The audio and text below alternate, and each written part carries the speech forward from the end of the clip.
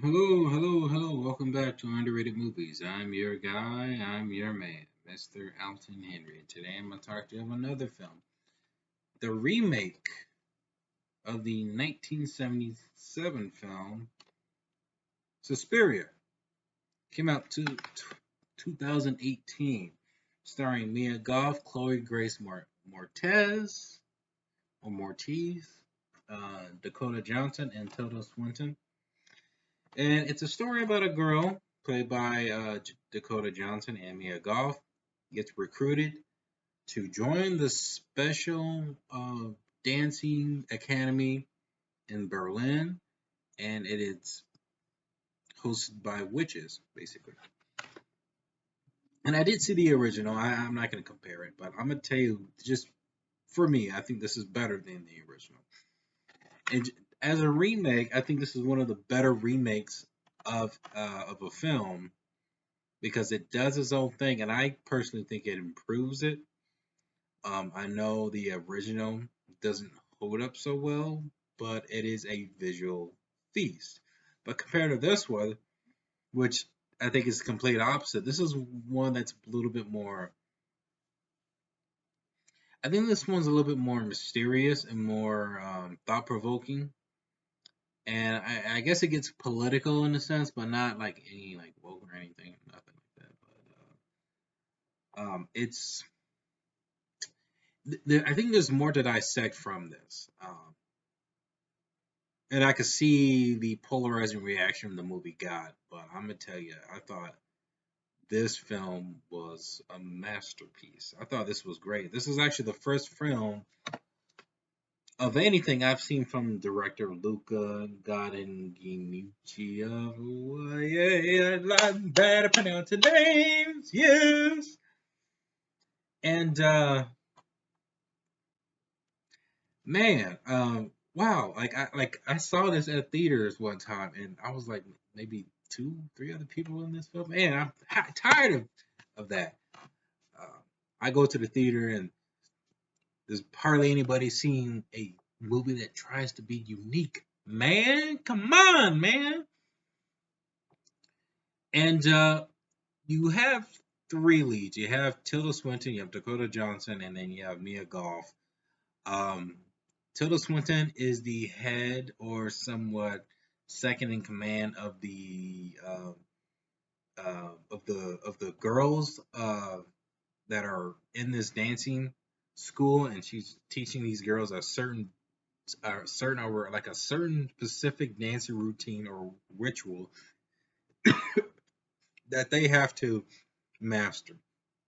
Most of them doesn't, but somehow Dakota Johnson is the one that is able to come close to it. So Tilda Swinton takes her time to really get her to really master this movement, and which of course she eventually does.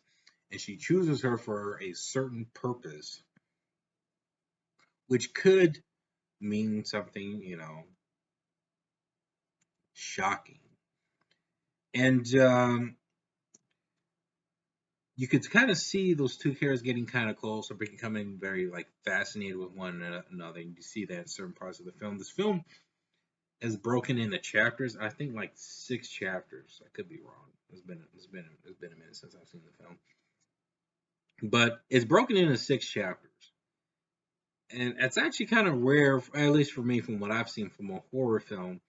It's kind of built out to be like this big, grand, epic horror film, and it feels epic. It feels like it's building up to a huge payoff, and I think that payoff is probably one of the most unique finales I've seen in a horror film. And when you see it, when you experience how this film ends,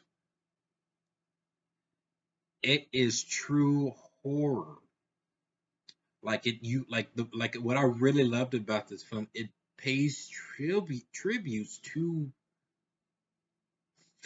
horror films back in the 70s. You like especially Italian horror movies, and you feel it. You especially anybody who's a big horror buff, you feel that this film is literally a homage to other horror film of that of that decade, around that time. Um, I think mostly in the Italian horror realm. I haven't seen a lot of Italian horrors. I would like to, um, but you could really feel it here.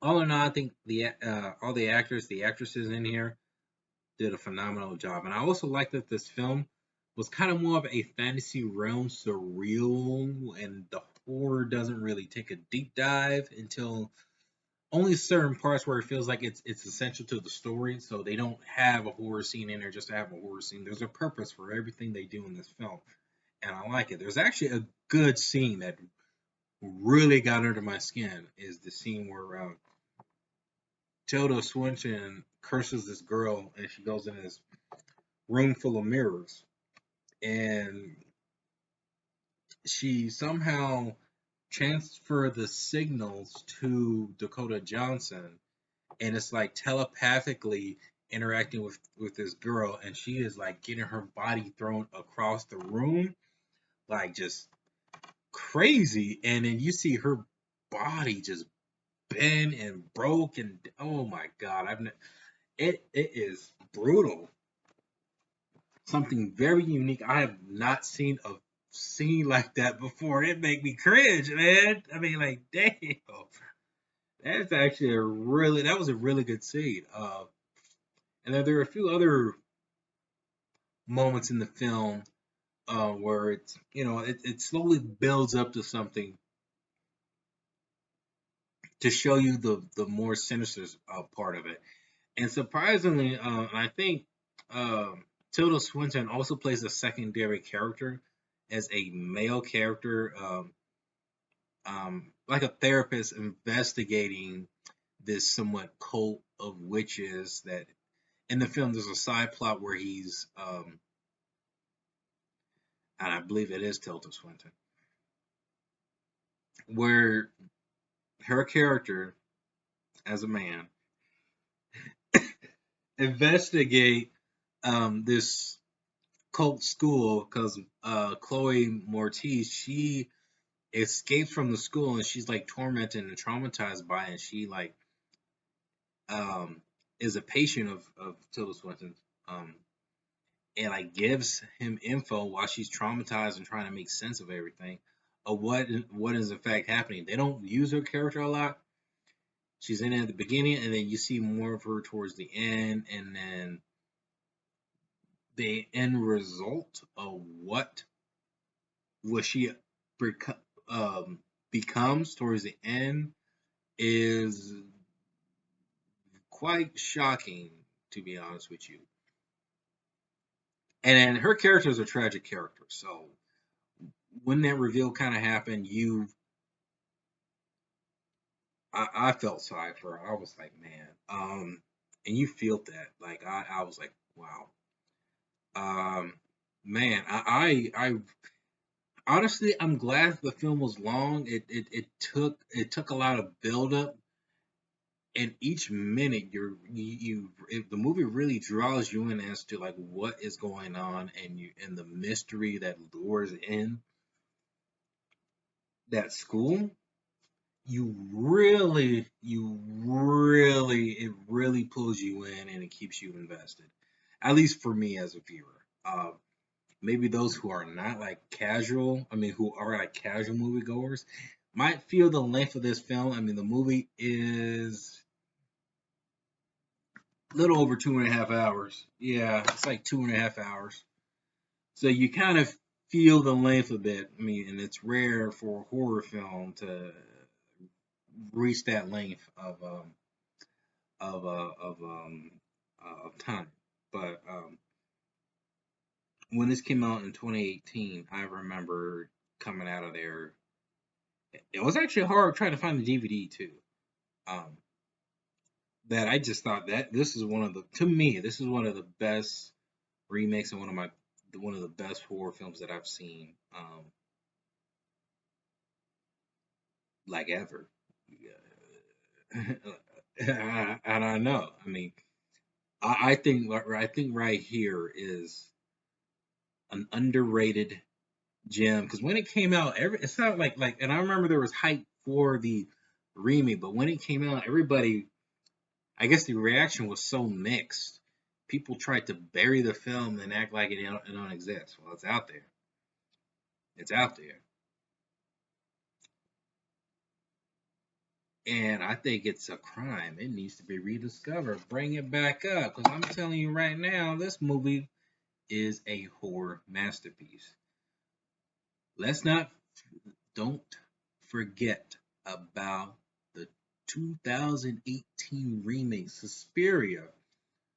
Comment below, let me know what you thought about it, if you've seen it, and let me know what is your favorite underrated movie.